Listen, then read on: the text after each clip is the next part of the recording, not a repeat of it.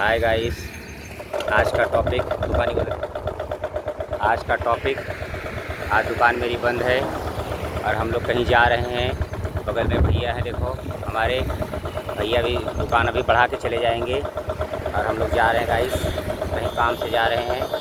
और आप लोग कंटिन्यू वीडियो में बने रहिए, वीडियो को वॉचिंग करते रहिए। घर पे आज आपको लाइव अपना घर दिखाएंगे, हमारा घर कहाँ है। राइट राइट गाइस, जा रहे हैं,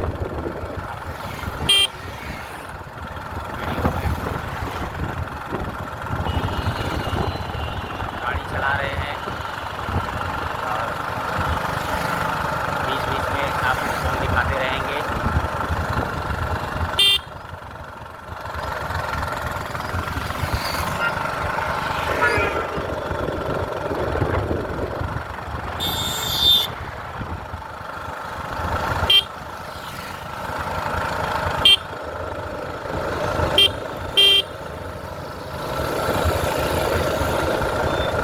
पाऊस करा, पाऊस करा, पाऊस मतलब वीडियो रोका, नेक्स्ट।